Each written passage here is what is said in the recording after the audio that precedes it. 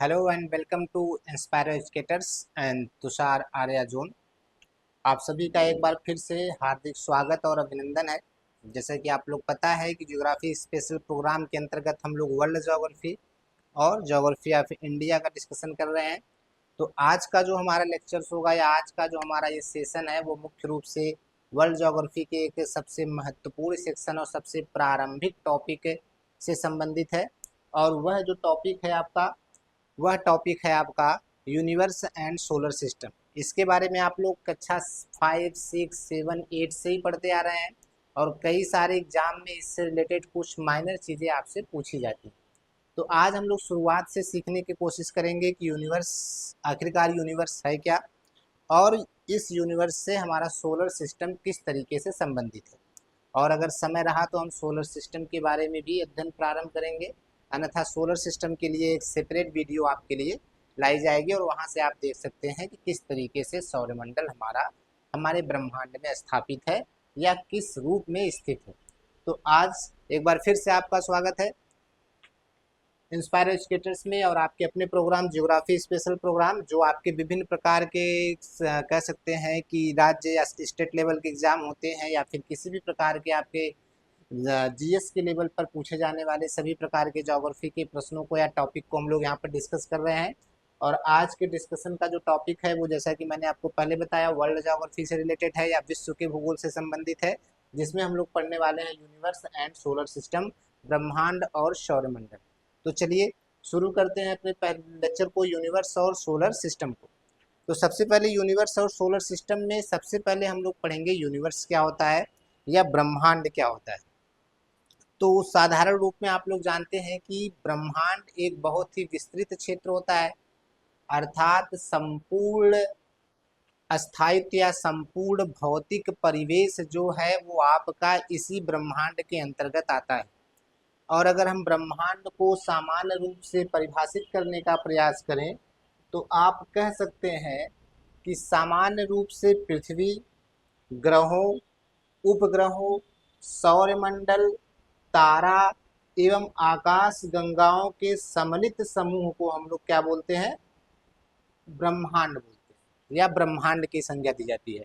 अर्थात ब्रह्मांड में आप ब्रह्मांड के अंतर्गत आपकी पृथ्वी, ग्रह, उपग्रह, सौरमंडल, जितने भी प्रकार के खगोलीय पिंड हैं, जितने भी प्रकार के प्लैनेट हैं, जितने भी प्रकार की स्टार हैं, ये सब का जो सबसे बृहद रूप होता है उसी को हम लोग क्या बोलते हैं? ब्रह्मांड कहते हैं।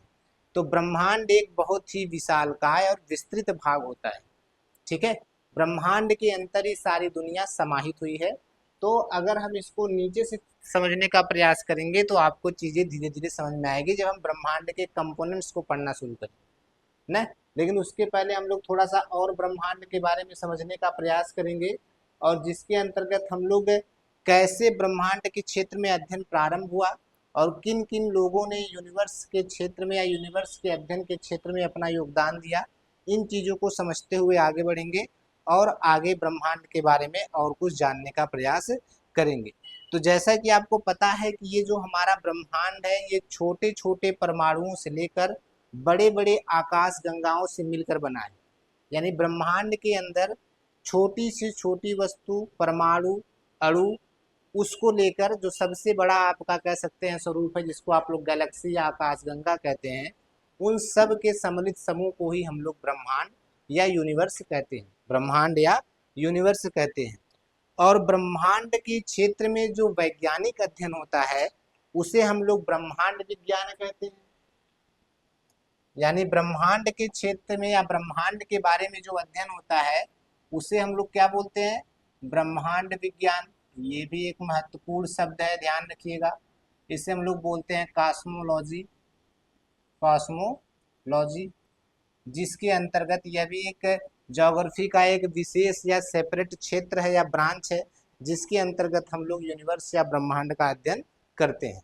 ठीक है, तो अगर इतनी बातें समझ गए हैं तो शुरुआत से अगर बात करें कि ब्रह्मांड का अध्ययन किन किन रूपों में शुरू हुआ, तो सबसे पहले अगर हम बात करें, सर्वप्रथम ब्रह्मांड के बारे में अध्ययन करने का मिस्र या यूनान के जो कह सकते हैं खगोल शास्त्री थे, क्लाडियस टॉलमी, क्लॉडियस टॉलमी ने प्रारंभ किया और उन्होंने अपना भू केंद्रीय सिद्धांत प्रतिपादित किया।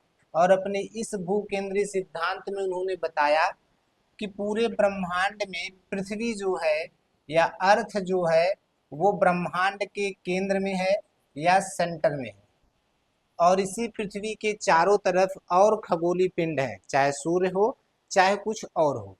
यानी इस सिद्धांत में क्लॉडियस टॉलमी जी ने पृथ्वी को पूरे ब्रह्मांड के केंद्र में माना था। हालांकि ये गलत बात है। वर्तमान समय की जानकारी के अनुसार आप जानते हैं कि पृथ्वी ब्रह्मांड के केंद्र में नहीं है, बल्कि पृथ्वी तो हमारे एक छोटे से सौरमंडल का एक हिस्सा है जो सूर्य का चक्कर लगाती है न।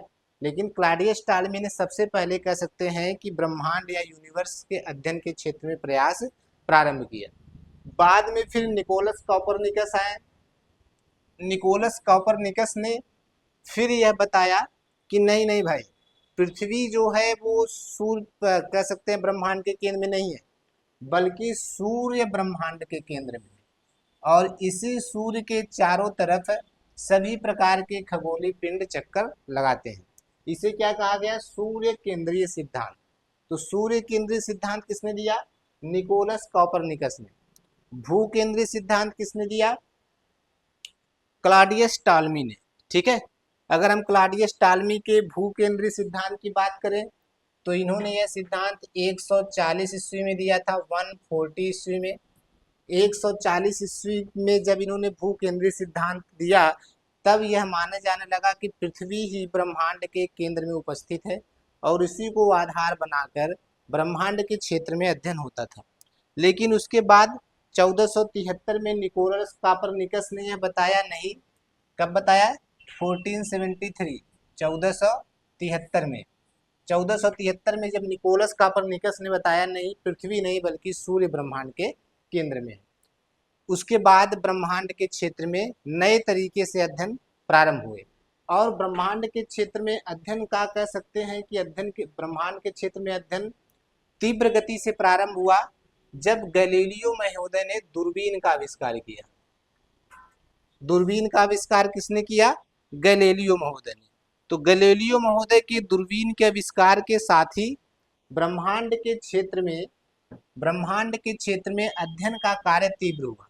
दूरबीन का आविष्कार गैलीलियो महोदय ने 1610 ईस्वी में किया था। तो 1610 ईस्वी में दूरबीन के आविष्कार के साथ, जिसका आविष्कार गैलीलियो जी ने किया, ब्रह्मांड के अध्ययन या यूनिवर्स के अध्ययन के क्षेत्र में कह सकते हैं कि गति आई और यूनिवर्स से संबंधित अलग अलग प्रकार की सूचनाएं एकत्रित होना प्रारंभ हुई जब दूरबीन से चीजों को देखा गया, जब दूरबीन का आविष्कार हो गया। ठीक है, उसके बाद अगर आप देखें तो जोहानस केपलर उसके बाद आए। जोहानस केपलर ने ग्रही कक्षाओं के नियमों की खोज की, अर्थात जो प्लैनेट हैं या ग्रह हैं जो सूर्य के चारों ओर चक्कर लगा रहे हैं, तो सूर्य के चारों ओर ग्रह किस रूप में चक्कर लगा रहे हैं, उस संदर्भ में जोहानस केपलर ने ग्रही कक्षाओं के नियमों के बारे में बताया। 3 प्रकार के नियम इन्होंने प्रतिपादित किए थे। हालांकि उसके बारे में भी चर्चा करना यहाँ पर आवश्यक नहीं है, केवल आप इतना जानते रहिए जोहानस केपलर ने ग्रही कक्षाओं के नियमों की खोज से संबंधित कह सकते अपना सिद्धांत प्रस्तुत किया था। उसके बाद बात करते हैं विलियम हर्सले की। तो विलियम हर्सले ने जब दूरबीन की मदद से और अध्ययन किया यूनिवर्स में या ब्रह्मांड में, तो फिर इन्होंने बताया कि सौर मंडल जो हमारा है, सोलर सिस्टम जो हमारा है, ये ब्रह्मांड नहीं है, बल्कि सोलर सिस्टम हमारे एक आकाश गंगा का बस अंश मात्र है। यानी गैलेक्सी का एक छोटा सा पार्ट है हमारा सोलर सिस्टम। अगर हम बात करते हैं अपने सोलर सिस्टम की, उसके पहले तक ये जाना जाता था कि सोलर सिस्टम ही ब्रह्मांड है, सूर्य केंद्र में है, उसके चारों तरफ ग्रह चक्कर लगा रहे हैं। लेकिन विलियम हर्सले जी ने दूरबीन के माध्यम से अध्ययन करके यह बताया कि नहीं नहीं, सोलर सिस्टम ही पूरा ब्रह्मांड नहीं है, सोलर सिस्टम तो आकाश गंगा का एक छोटा सा पार्ट है। यानी सोलर सिस्टम से भी बड़ा कोई चीज है, वो क्या है? आकाश गंगा। यानी सौर परिवार से बड़ा भी कोई चीज है, जिसको इन्होंने गैलेक्सी या आकाश गंगा के नाम से बताया कि उससे बड़ा क्या है? आकाश गंगा। और आकाश गंगा का एक छोटा सा पार्ट है सोलर सिस्टम। इसके बारे में किसने बताया? विलियम हर्सले ने। विलियम हर्सले ने। इसके बात करें तो फिर एक और खगोलविद हुए जिनको हम लोग एडविन हब्बल के नाम से जानते हैं, एडविन हब्बल।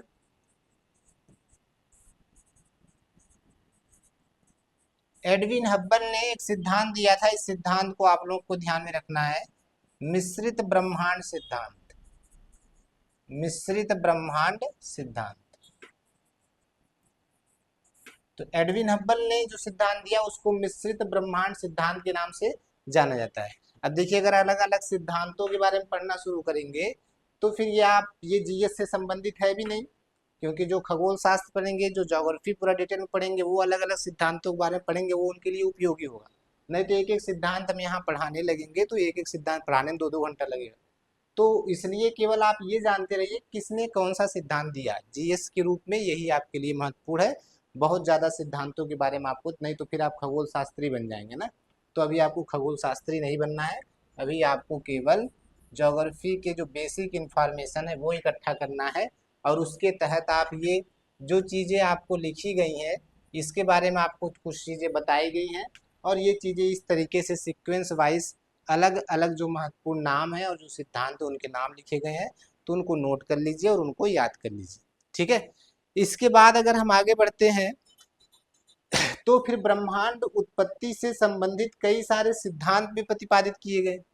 जब ब्रह्मांड का अध्ययन शुरू हुआ तो फिर लोगों के दिमाग में या लोगों के विचार में, लोगों के मन में ये भी प्रश्न आया कि आखिर ब्रह्मांड बना कैसे, या ब्रह्मांड की उत्पत्ति कैसे हुई, या पृथ्वी की उत्पत्ति कैसे हुई। अगर आप ब्रह्मांड की उत्पत्ति को समझने में समर्थ हो जाते हैं तो पृथ्वी की उत्पत्ति को भी समझ लेंगे। संभवतः पृथ्वी की उत्पत्ति या पूरे ब्रह्मांड की उत्पत्ति एक ही प्रक्रिया के द्वारा हुई है ना। तो जब लोगों के दिमाग में ये प्रश्न आया कि ब्रह्मांड की उत्पत्ति कैसे हुई, तो उसके संदर्भ में भी लोगों ने अलग अलग विचार प्रस्तुत किए।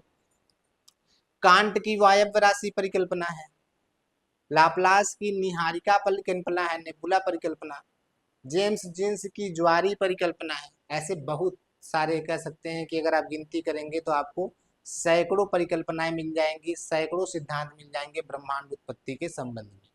तो कुछ संकल्पनाओं को कुछ समय के लिए माना गया, फिर उसके बारे में विचार विमर्श हुआ तो उसको नकार दिया गया, नहीं ये गलत बात है ना। लेकिन वर्तमान समय में जो संकल्पना सर्वमान्य, हालांकि वो भी अभी तक पुष्टि नहीं हुई कि वो सही है, क्योंकि ब्रह्मांड की उत्पत्ति कैसे हुई है एक बहुत बड़ा रहस्य है। आज तक कह सकते हैं कि कंफर्म नहीं हुआ है कि ब्रह्मांड की उत्पत्ति कैसे हुई, क्योंकि वहां तो कोई, जब ब्रह्मांड बना तो वहां तो कोई था नहीं। अब हम लोग अनुमान लगा सकते हैं, और ब्रह्मांड इतना बड़ा है कि पूरे ब्रह्मांड तक हमारी पहुंच भी नहीं है, हम पूरे ब्रह्मांड तक पहुंच भी नहीं पा रहे हैं। ब्रह्मांड में क्या क्या चीजें यही हमको नहीं पता है, तो उत्पत्ति कैसे हुई है ये कैसे पता चलेगा, ठीक है। लेकिन तब भी इस संदर्भ में कई सारे लोगों ने अपने सिद्धांत दिए हैं, और इस संदर्भ में जो सबसे महत्वपूर्ण सिद्धांत है यानी ब्रह्मांड उत्पत्ति के संदर्भ में, उस सिद्धांत को हम लोग बोलते हैं बिग बैंग थ्योरी या महाविस्फोट सिद्धांत, महाविस्फोट सिद्धांत।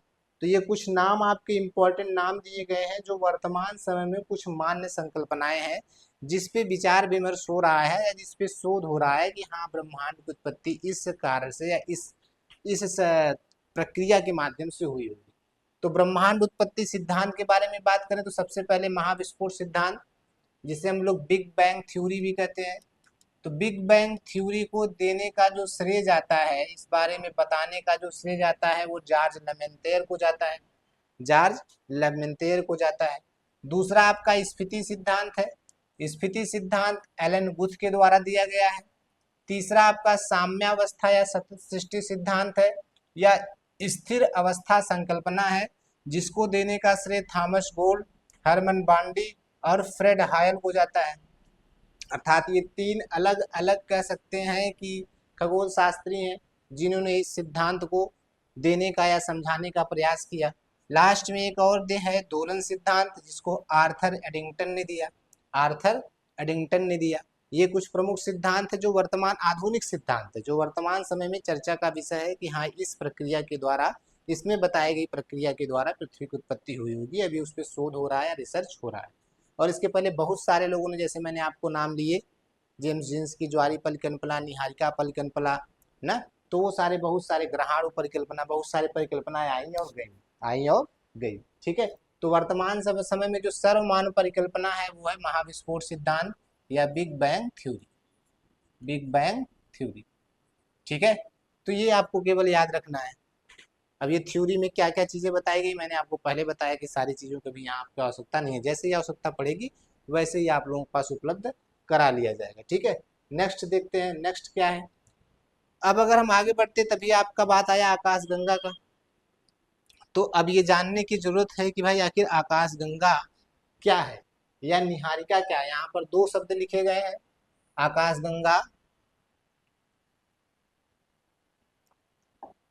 आकाशगंगा और Niharika, Galaxy and nebula, galaxies and nebula. तो अगर हम आकाशगंगा की बात करते हैं कि आकाशगंगा किसे कहते हैं, तो ब्रह्मांड के बाद फिर नंबर आता है आकाशगंगा का, यानी सबसे बड़ी इकाई जो है या सबसे बड़ा स्ट्रक्चर जो है वो है यूनिवर्स। और अगर हम ये कहें कि यूनिवर्स क्या है, तो यूनिवर्स जो है वो आकाश गंगाओं से मिलकर बना है। किससे मिलकर बना है? ढेर सारी आकाश गंगाओं से या गैलेक्सीज से। एक यूनिवर्स में बहुत सारी आकाश गंगाएं हैं और जिसमें से एक के बारे में हम लोग जानते हैं, एक के बारे में हम लोग जानते हैं। ठीक है, और उसका नाम क्या है?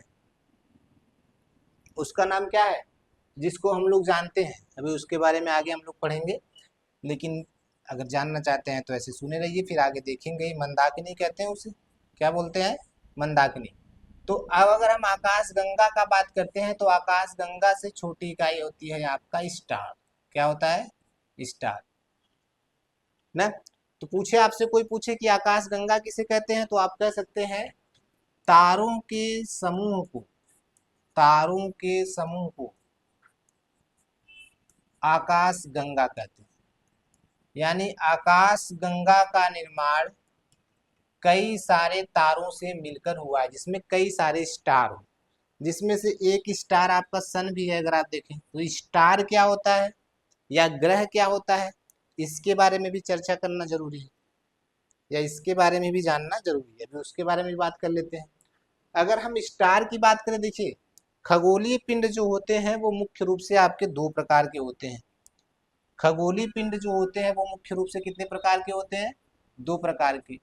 एक ऐसे पिंड जिनके पास अपना खुद का प्रकाश होता है, जिनके पास अपना खुद का प्रकाश होता है उसे हम लोग स्टार या तारा बोलते हैं। और एक ऐसा खगोलीय पिंड जिनके पास खुद का प्रकाश नहीं होता, बल्कि वो तारों के प्रकाश से वहां पर ऊर्जा की प्राप्ति होती है, उसको हम लोग ग्रह या प्लैनेट बोलते हैं। बहुत ही सिंपल सा अंतर है। अभी स्टार और प्लैनेट में और भी अंतर हम समझेंगे, लेकिन वर्दी इतना जानते रहिए। तो ऐसा कोई तारा या ऐसा कोई खगोलीय पिंड जिसके पास एनर्जी खुद उत्पत्ति हो रही है, वो खुद एनर्जी का स्रोत है, जहां से एनर्जी का खुद कह सकते हैं उत्सर्जन हो रहा है, उसे हम लोग स्टार या तारा कहते हैं। जैसे कि इसमें हमारा सन है या सूर्य है, सन है या सूर्य है ना, सूर्य से आप लोग परिचित हैं। और ऐसा प्लेनेट जिसके पास खुद वह एनर्जी का प्रोडक्शन नहीं करता है, जो दूसरे तारों से एनर्जी ग्रहण करता है, जैसे कि हमारा कौन सा है? अर्थ यानी पृथ्वी, जिसपे आप निवास करते हैं। पृथ्वी से एनर्जी का उत्सर्जन नहीं होता है, बल्कि सन से आने वाली एनर्जी पृथ्वी को मिलती है और इसी एनर्जी से पृथ्वी पर जीवन यापन होता है। तो अर्थ क्या हो गया? ग्रह हो गया। अर्थ क्या हो गया? ग्रह या प्लेनेट। पृथ्वी एक क्या हो गई? प्लेनेट। तो ऐसे कई सारे और भी कह सकते हैं खगोलीय पिंड होते हैं। आप लोगों ने उपग्रहों के नाम सुने होंगे, उपग्रह, उपग्रह या मून। उपग्रह या मून क्या होता है? जो जिनका कह सकते हैं कि ऐसे खगोलीय पिंड जिनकी उत्पत्ति ग्रहों से हुई होती है और जो अपने मातृग्रह के चारों ओर चक्कर लगाते हैं, ऐसे खगोलीय पिंड को हम लोग उपग्रह बोलते हैं। अब पृथ्वी के चारों तरफ चक्कर लगाने वाला जो उपग्रह है वो चंद्रमा है या मून है, इसीलिए उसको मून कहते हैं। ठीक है, जो प्राकृतिक उपग्रह होते हैं उसे मून कहा जाता है या उपग्रह कहते हैं, जबकि जो कृत्रिम उपग्रह होते हैं उसको हम लोग उपग्रह या इंग्लिश में सैटेलाइट बोलते हैं। क्या बोलते हैं? सैटेलाइट। ठीक है, चलिए, उम्मीद है कि स्टार और ग्रह में जो थोड़ा सा अंतर होता होगा वो प्रमुख अंतर आप समझ चुके होंगे। अगर इसको समझ चुके हैं तो फिर हम लोग थोड़ा सा आगे बढ़ सकते हैं। ठीक है, और उसके बाद अगर आपने गैलेक्सी समझ लिया है तो थोड़ा सा निहारिका के बारे में भी समझ लेते हैं। निहारिका क्या होता है? देखिए, जो चीजें हैं जो बताई जा रहे हैं उसको नोट करते रहिए, कापी कलम लेके बैठे रहिए, ठीक है। तो गैलेक्सी मुख्य रूप से क्या होता है? तारों का समूह होता है। गैलेक्सी मुख्य रूप से क्या होता है? तारों का समूह, एक लाइन में लिख सकते हैं। और नेबुला क्या होता है? आकाश गंगा के निर्माण की जो प्रारंभिक अवस्था होती है उसे हम लोग निहारिका या नेबुला कहते हैं। आकाश गंगा के निर्माण की प्रारंभिक अवस्था,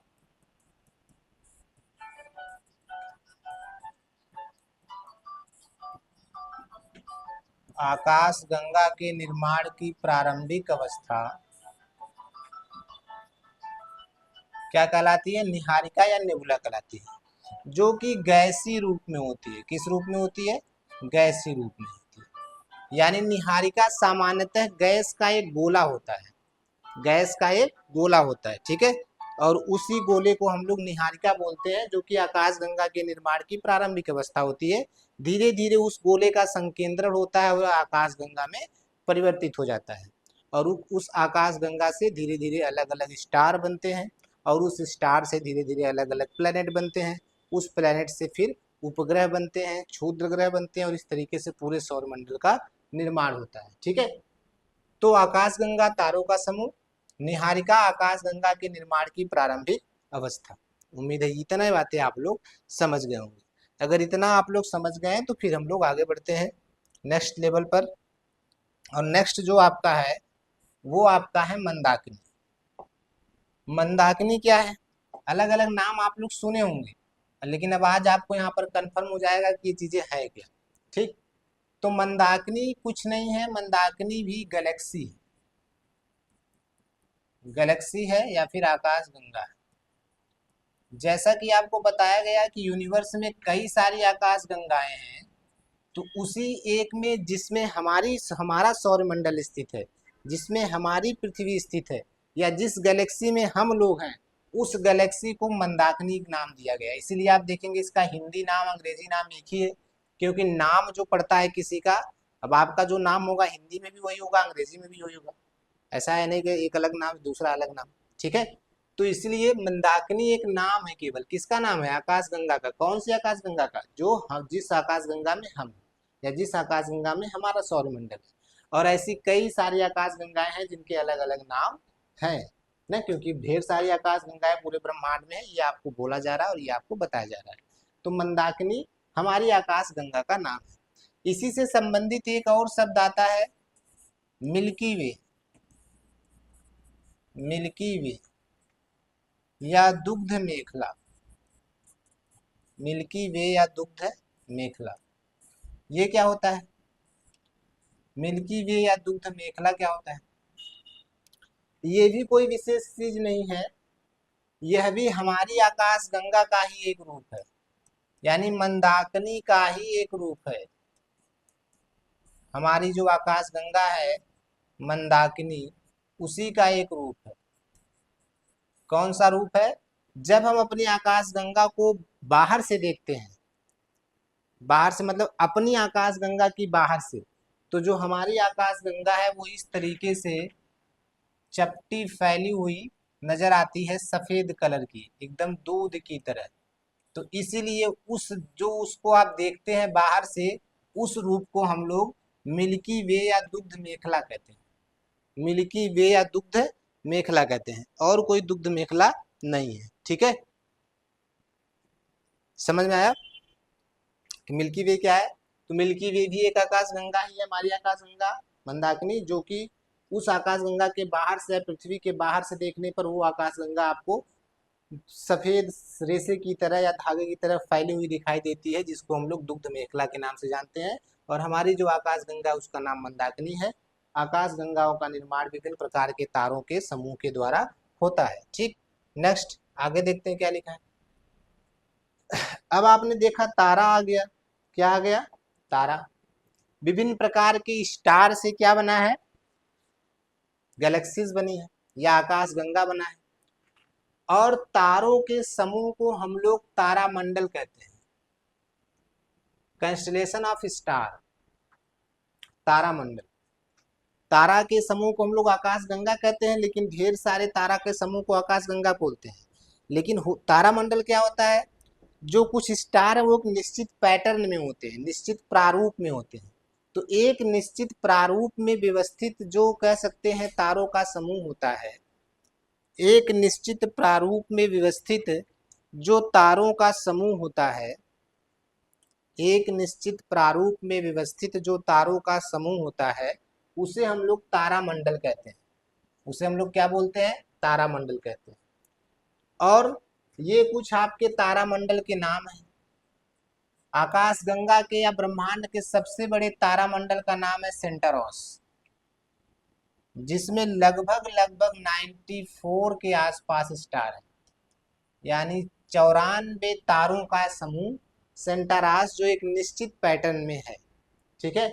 उसके बाद आप लोग बार बार सुनते होंगे सप्तऋषि मंडल, उर्सा मेजर, ग्रेट बियर, ठीक है, सप्तऋषि मंडल, Orion, Orion great hunter, Hydra, Hercules, Cygnus swan, इस तरीके के कई सारे आप लोगों ने भाई आप बचपन में सोते हैं, जब बाहर खटिया लगा के आकाश में देखते हैं तो तारे अलग अलग समूह में दिखाई देते हैं।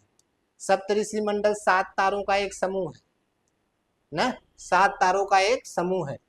हरकुलस की बात करें तो आप देखते हैं कि एक योद्धा तलवार लेके ऐसे खड़ा है, ऐसा लगता है। ढेर सारे तारों के समूह से ऐसी आकृति बनती है, तो वो क्या है, हरकुलस की, हरकुलस तारामंडल है।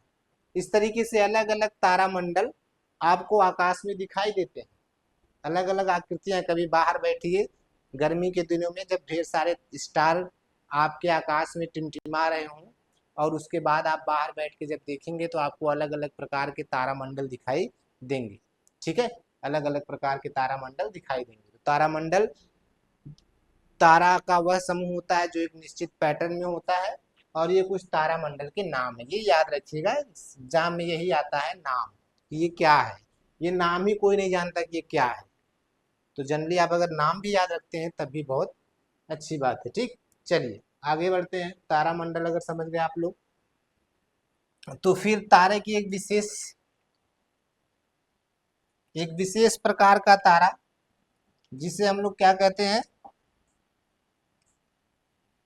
ध्रुव तारा कहते हैं। क्या कहते हैं, ध्रुव तारा। ध्रुव तारा क्या होता है, या पोल स्टार क्या होता है, या पोलरिस भी उसी को बोलते हैं। पोल स्टार या पोलरिस या ध्रुव तारा एक ही नाम है ना। ठीक है, तो ऐसा तारा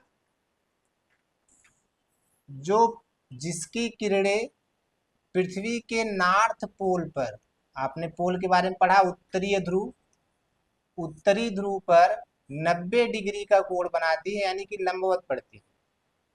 तो आकाशगंगा में उपस्थित वह तारा या वह स्टार जिसकी किरणें या रेज, जिसकी किरणें या रेज पृथ्वी के नॉर्थ पोल या उत्तरी ध्रुव पर लंबवत पड़ती हैं, उसी को हम लोग पोल स्टार या ध्रुव तारा कहते हैं। और यह पृथ्वी के बहुत ही नजदीक है, बहुत ही नजदीक है। ठीक है, ध्रुव तारा, ध्रुव तारा, या उसी को हम लोग पोलरिस भी बोलते हैं। ऐसी ही कुछ और भी ताराएं हैं जो आपको बतानी है और बहुत इंपॉर्टेंट है। जैसे एक तारा है स्वाति और एक तारा है अभिजीत, नोट कर लीजिएगा, स्वाति और अभिजीत, स्वाति और अभिजीत।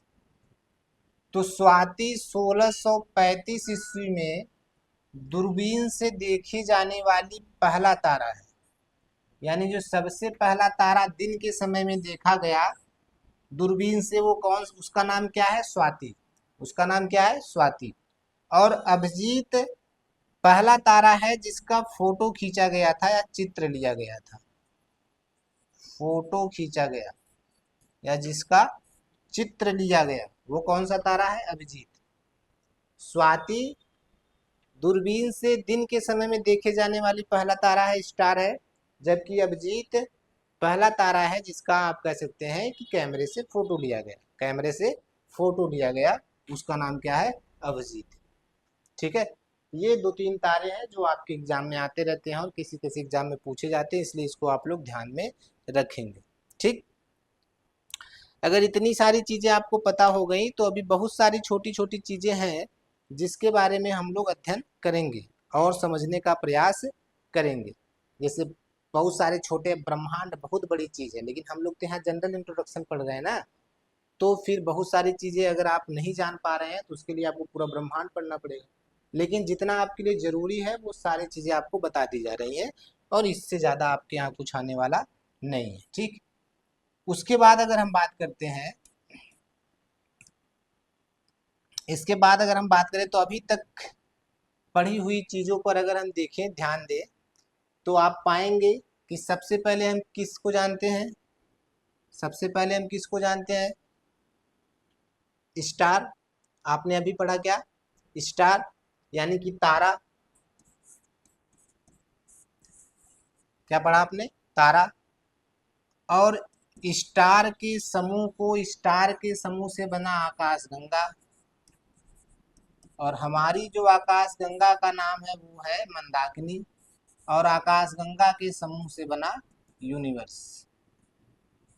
और इस स्टार में हमारा जो स्टार है इसको हम लोग सन बोलते हैं। क्या बोलते हैं, सन। और हर सन का, हर तारे का एक परिवार होता है। उसी तरीके से हमारे सन का भी एक परिवार है जिसको हम लोग सौर परिवार या सौर मंडल बोलते हैं। सौर परिवार या सौर मंडल बोलते हैं। अब यहाँ से एग्जाम में क्वेश्चन को भर भर के पूछे जाते हैं, इसलिए अपने सौरमंडल के बारे में हम लोग विस्तृत रूप से पढ़ेंगे। और हमारे सौरमंडल में आपको पता है कि 8 ग्रह हैं, कुछ बौने ग्रह हैं, कुछ क्षुद्र ग्रह हैं। अलग अलग ग्रहों की अलग अलग विशेषताएं हैं, अलग अलग करेक्टरिस्टिक्स है। तो सौरमंडल पढ़ते वक्त हम इन बातों पर ध्यान देंगे। उसके पहले हम लोग थोड़ा सा जान लेते हैं कि सौरमंडल किससे से संबंधित है, या सौरमंडल का मुखिया कौन है, सन है। सौरमंडल का मुखिया कौन है, सन है। तो सन के बारे में थोड़ा सा जान लेते हैं, उसके बाद हम लोग सौरमंडल आगे देखेंगे, आज ही देखेंगे या फिर अगले वीडियो में देखेंगे, कोई दिक्कत नहीं है। लेकिन अभी हम लोग सन के बारे में थोड़ा सा जान लेते हैं। तो सन के बारे में आपने पाया, सन जो होता है आपको पता है ये एक प्रकार का क्या है, अभी अभी बार बार आपसे बोला जा रहा है, सन एक प्रकार का स्टार या तारा। स्टार या तारा होने का मतलब है सन के पास खुद की एनर्जी होती है। सन के पास खुद की एनर्जी होती है। सन अपनी एनर्जी का निर्माण स्वयं करता है। सन अपनी एनर्जी का निर्माण स्वयं करता है नाभिकीय विखंडन या नाभिकीय संलयन प्रक्रिया के द्वारा, जिसमें हीलियम का हाइड्रोजन में परिवर्तन होता है न, हीलियम के अणुओं का हाइड्रोजन में परिवर्तन होता है। फिलहाल वो तो अब साइंस की बात है, लेकिन सन से एनर्जी निकलती है या उत्सर्जित होती है। ठीक, अब सन के कई सारे पार्ट हैं। अगर सन के आंतरिक भाग की हम बात करें, सन के आंतरिक भाग की बात करें तो आप देखेंगे सूर्य केंद्र और उसके 3 धरातल स्तर हैं। यानी कि सन का जो सबसे अंदरूनी केंद्र है या सेंटर है, इसे हम लोग कहते हैं क्रोड या कोर, क्रोड या कोर। और सन के क्रोड के बाहर एक लेयर है जिसे हम लोग बोलते हैं विकिरण मेखला, विकिरण मेखला। और इसके बाहर जो ये एक लेयर है इसको हम लोग बोलते हैं संवहनीय मेखला, संवहनीय मेखला। ठीक है, जानते रहिएगा थोड़ा थोड़ा, बहुत जरूरी नहीं लेकिन जानते रहिए। ठीक, तो सबसे अंदर भाग जहां पर नाभिकीय संलयन की प्रक्रिया हो रही है उसे हम लोग कोर बोलते हैं, जो कि सन का केंद्र भाग है। सन का क्या है, केंद्र भाग है।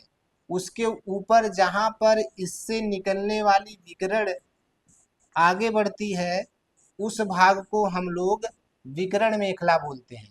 फिर उसके बाद कुछ ऊपर जाने पर तरंगे संवहन तरंगों के रूप में ब्रह्मांड की तरफ या सूर्य के बाहर की तरफ निकलती हैं। उस मंडल को हम लोग संवहनी मेखला बोलते हैं। कौन सी मेखला बोलते हैं, संवहनी मेखला। ठीक, उसके बाद अगर हम देखें तो सूर्य के बाहरी परत को भी 3 भागों में बांटा गया है। सूर्य का जो ऊपरी परत है उसको भी 3 भागों में बांटा गया है, मतलब अंदर का छोड़ दिए, जो बाहर का परत है, जो ये बाहरी परत है, इसको भी 3, इसमें भी 3 कह सकते हैं कि भाग पाए जाते हैं। सबसे पहले प्रकाश मंडल, जिसको हम लोग फोटोस्फीयर बोलते हैं। प्रकाश मंडल या फोटोस्फीयर, जहां से कह सकते हैं कि सूर्य का वह बाहरी सतह जहां से प्रकाश उत्सर्जित होता है या बाहर की तरफ फैलता है। इसका तापमान 6000 डिग्री सेल्सियस के आसपास होता है, 6000 डिग्री सेल्सियस के आसपास। उसके ऊपर फिर आता है आपका वर्णमंडल या क्रोमोस्फियर। वर्णमंडल या क्रोमोस्फियर, जहां पर प्रकाश, क्योंकि प्रकाश के कई सारे कलर होते हैं, तो कुछ कलर तो आपके यही प्रकाश वर्णमंडल में कह सकते हैं या प्रकाश मंडल के द्वारा अवशोषित हो जाते हैं, उसके बाद वर्णमंडल में आगे बढ़ते हैं, तो उस लेयर को हम लोग वर्णमंडल बोलते हैं। बस सीक्वेंस याद रखिए, कौन पहले कौन कम है। सबसे पहले प्रकाश मंडल, वर्णमंडल, और लास्ट में आता है कोरोना। कोरोना, ये कोरोना नहीं जो भी आप लोग वैक्सीन लगवा के टहल रहे हैं ना, ये वाला कोरोना नहीं। सूर्य के चारों तरफ जो सबसे बाहरी उजाले वाला परत दिखाई देता है उसी को हम लोग कोरोना बोलते हैं। जब सूर्य ग्रहण लगता है तो सूर्य ग्रहण के समय बाहर का सबसे भाग जो दिखाई देता है वो कोरोना ही दिखाई देता है। कौन दिखाई देता है? कोरोना। सूर्य ग्रहण के समय दिखाई देने वाला सूर्य का भाग या बाहरी सतह को हम लोग कोरोना बोलते हैं। ठीक, तो ये 3 सूर्य के धरातल के ऊपर वाले आप कह सकते हैं लेयर हैं, जो कि आप कह सकते हैं कि यह सूर्य के वायुमंडल से संबंधित है, सूर्य के एटमॉस्फेयर से संबंधित है, और सूर्य के आंतरिक भाग से 3 लेयर संबंधित है। सूर्य के आंतरिक भाग से 3 लेयर संबंधित है, जिसमें क्रोड, विकिरण मेखला और संवहनी मेखला, ये 3 चीजें आती हैं। ठीक है, तो उम्मीद करते हैं ये आपको समझ में आ गया होगा। अब स्टार और प्लैनेट में क्या विशेष अंतर है, क्या मुख्य रूप से अंतर है, इसको भी थोड़ा सा हम लोग समझ लेते हैं। स्टार और प्लैनेट में क्या मुख्य अंतर है। ठीक है, तो अगर हम स्टार की बात करते हैं तो सबसे पहले एक तरफ अगर हम स्टार लिख लेते हैं यानी कि तारा, और एक तरफ हम लिख लेते हैं प्लैनेट यानी कि ग्रह। समझ लेना ये बहुत ही जरूरी है ना। स्टार